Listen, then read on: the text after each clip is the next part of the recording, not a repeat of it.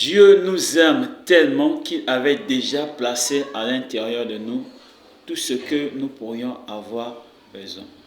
Le plus grand travail aujourd'hui est de connaître et de vivre tout le potentiel que Dieu a placé en nous par Jésus-Christ. Je te rappelle que lorsque tu reçois Jésus-Christ dans ta vie, tu reçois la vie de Dieu. Et en recevant la vie de Dieu, tu reçois tout ce qu'il te faut pour bien vivre sur cette terre. Nous sommes dans Éphésiens chapitre 1 pour expliquer ce que je suis en train de dire.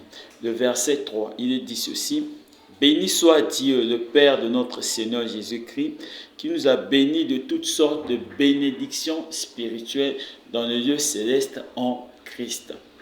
Donc tu es béni de toutes sortes de bénédictions, mais sous forme spirituelle, en Jésus. Donc tu as le mariage, tu as la bonne santé, tu as la guérison, tu as la richesse. Toi et moi, nous avons tout en Jésus-Christ. Verset 4, il dit ceci: En lui, Dieu nous a élus avant la fondation du monde pour que nous soyons saints et irrépréhensibles devant lui. Verset 5, nous ayons prédestinés dans son amour à être ses enfants d'adoption par Jésus-Christ selon le bon vouloir de son plaisir. Voilà. Donc, si tu continues, tu vas te rendre compte que le texte ici utilise beaucoup le passé pour dire que c'est déjà chose accomplie, chose faite. Jésus, en mourant sur la croix, il a dit tout est accompli. Ton mariage, ta réussite, ton élévation, tes bénédictions, tout ce que tu peux chercher, c'est accompli. Voilà pourquoi au début de la vidéo, j'ai dit que tout ce que nous pourrions avoir besoin, Dieu l'a déjà fait en nous. Dieu l'a déjà placé en nous. Maintenant, le grand travail aujourd'hui est de connaître tout le potentiel que Dieu nous a donné et le vivre par Jésus-Christ.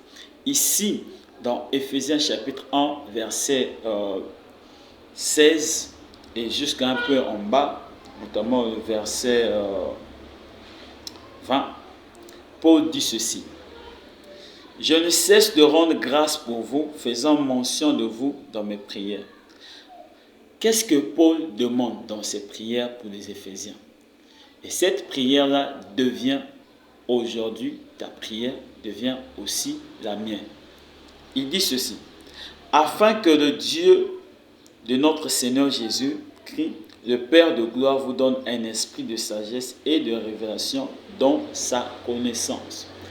Donc, parmi les choses qui nous permettront de vivre tout ce que Dieu a déjà accompli en nous, tout le potentiel que Dieu a placé en nous, le connaître et le vivre, nous avons d'abord besoin d'un esprit de sagesse et de révélation dans la connaissance de Dieu.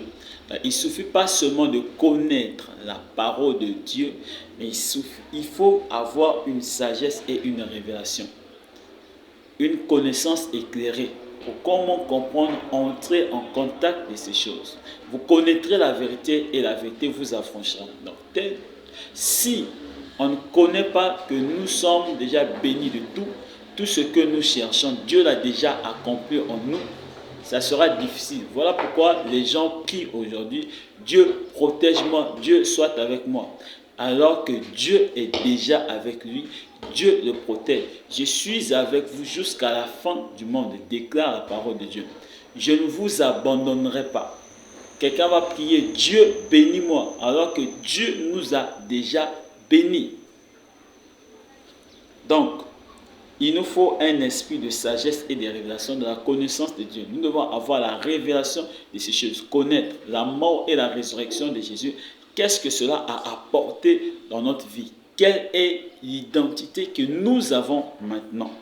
On dit ici, verset 18, et qu'il illumine les yeux de votre cœur, pour que vous sachiez quelle est l'espérance qui s'attache à son appel, quelle est la richesse de la gloire de son héritage qu'il a réservé aux saints. On est encore ici, qu'il a réservé. Donc c'est déjà fait, Dieu l'a déjà réservé. Il l'a déjà fait, c'est au passé. Donc, Paul dit quelque part que nous renversons les forteresses. Nous renversons, nous emmenons captif toute pensée qui s'élève contre la connaissance de Christ. Donc, ton cœur doit être nettoyé des impuretés, des mauvaises croyances, des mauvaises mentalités qui t'empêchent de connaître ces choses. Donc, tu dois faire un travail qui permette au Saint-Esprit d'illuminer les yeux de ton cœur, d'ouvrir les yeux de ton cœur, d'emmener la lumière dans ton cœur. Voilà pourquoi l'un des plus grands travaux que nous avons aujourd'hui en tant qu'enfants de Dieu, c'est de chercher Dieu, pour connaître comment entrer en possession de ce que Dieu nous a déjà donné. Quelle est l'espérance?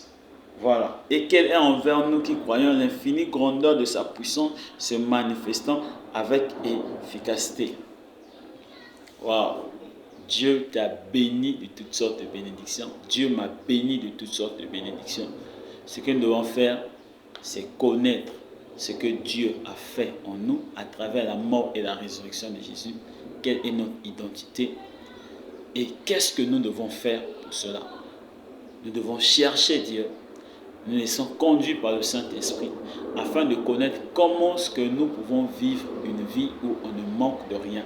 L'Éternel est mon berger, je ne manquerai de rien. Ce n'est pas une histoire, c'est vrai. Et toi et moi, nous pouvons le vivre. Cette vidéo t'a fait du bien. Si ton frère Théodanie le cèdre, nous voulons construire une grande communauté autour de la grâce de Dieu. Mets un like, partage, garde dans les favoris. En tout cas, abonne-toi. Demeure béni.